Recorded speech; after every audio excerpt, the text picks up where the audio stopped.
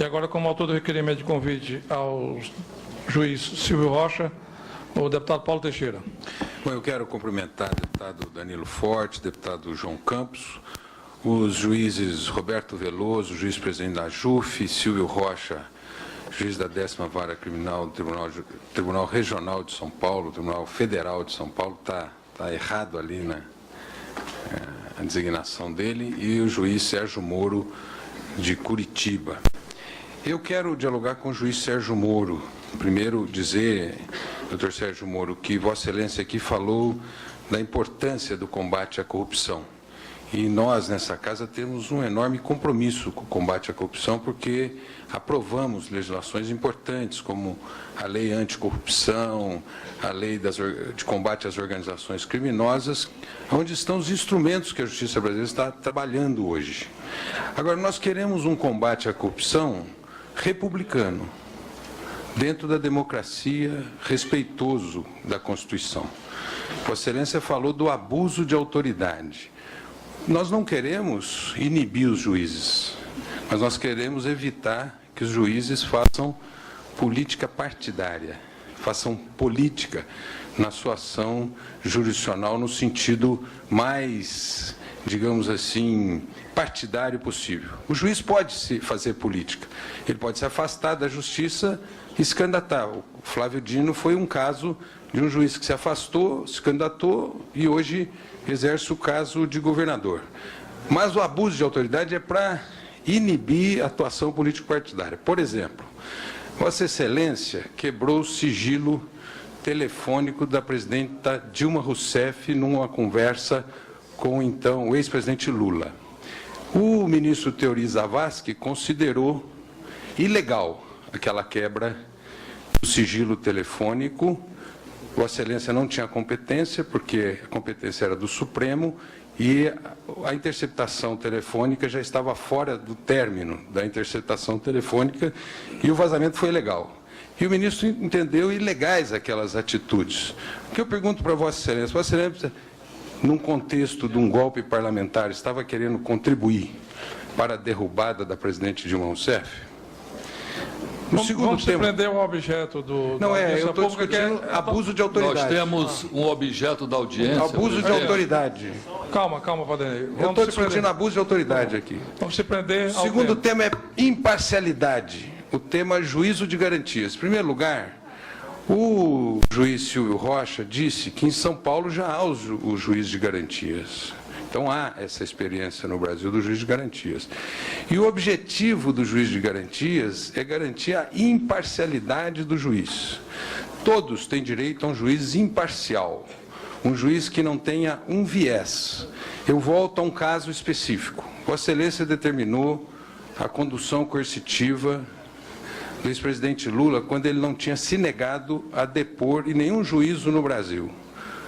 Ele poderia ser convocado por um ofício de Vossa Excelência, e Vossa Excelência decretou uma condução coercitiva, na minha opinião, ilegal, porque ninguém está obrigado a fazer prova contra si, e no atual Código, a condução coercitiva está prevista unicamente depois da negativa de depor. O que eu pergunto? Tendo em vista que aqui não existe ainda, haverá, com a aprovação desse Código, o juiz de garantias, Vossa Excelência não acha que perdeu a parcialidade nesse julgamento específico, depois daquela foto, inclusive, com Aécio Neves na revista Isto É?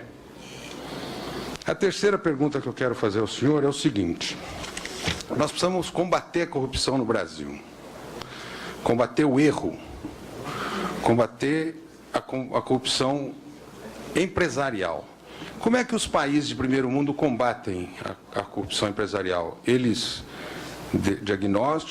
diagnosticam, afastam os dirigentes e a empresa continua. A Volkswagen agora, ela acabou de descobrir uma corrupção. A Volkswagen continua forte, mas o tempo de leniência foi de 6 meses.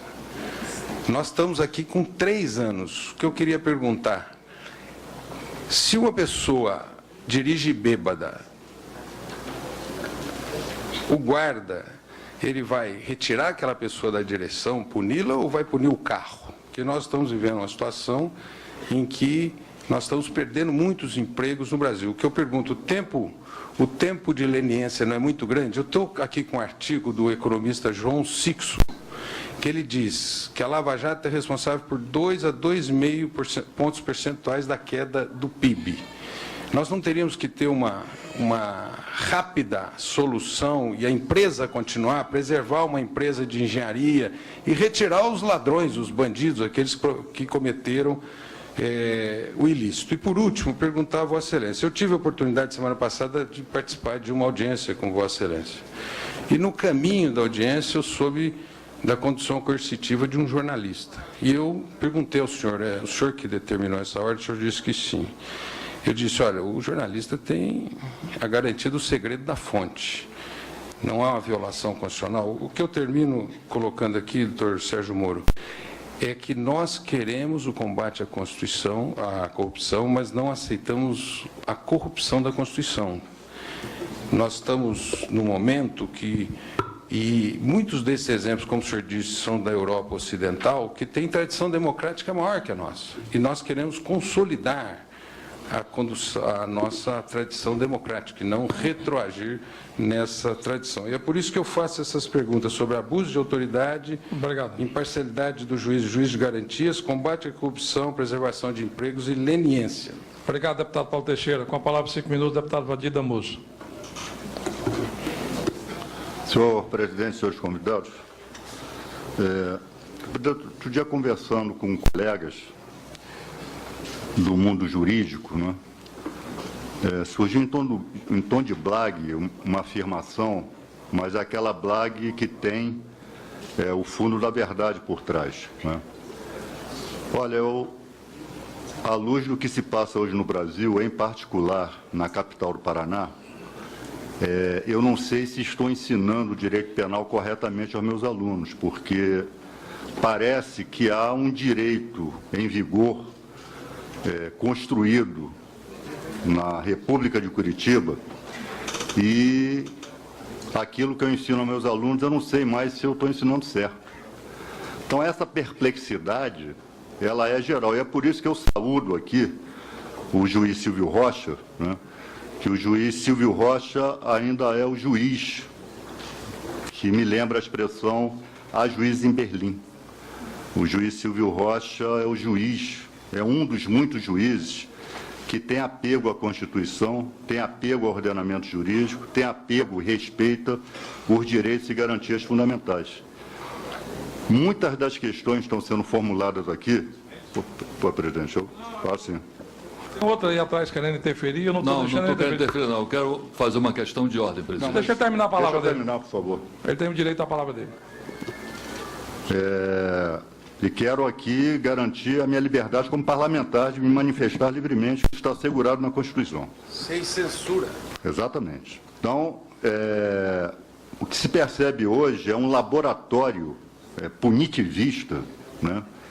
E esses eflúvios vêm centralmente lá do Paraná, em que o nosso direito está sendo simplesmente, os seus fundamentos, os fundamentos do Estado Democrático de Direito estão sendo simplesmente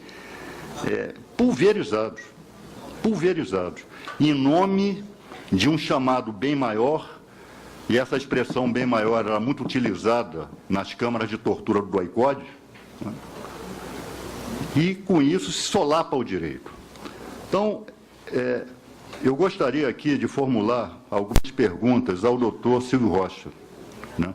Aliás, eu desconhecia que o juiz federal pode julgar homicídio. Eu não sabia disso, queria até que me esclarecesse isso.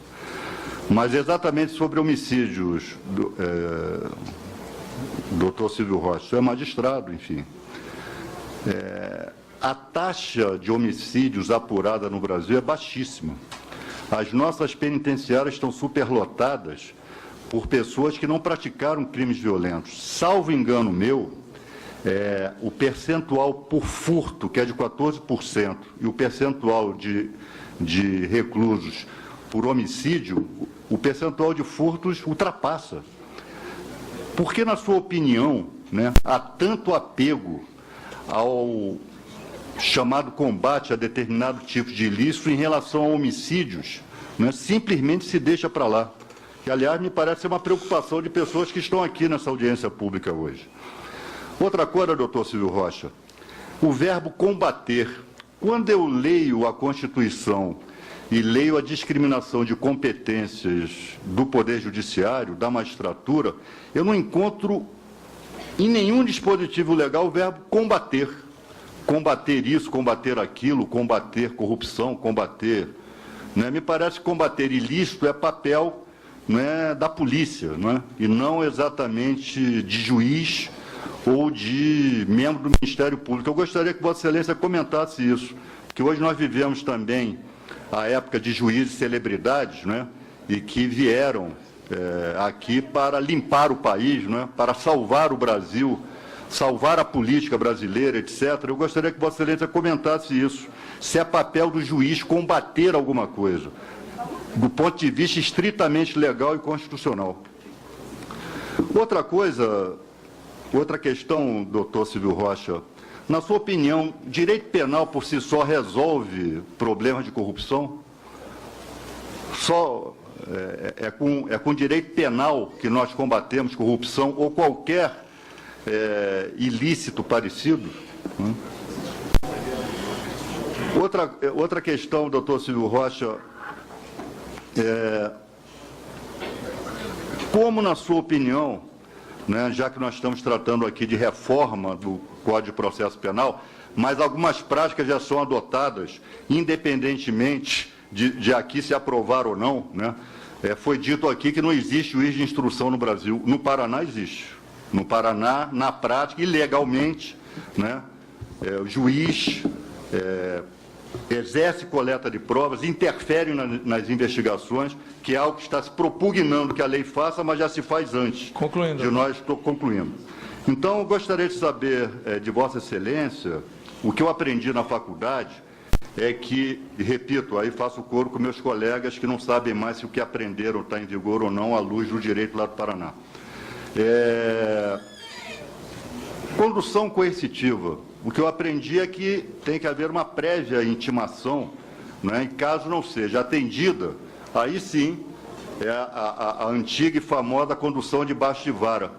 É como se coibir a prática ilegal de conduções coercitivas.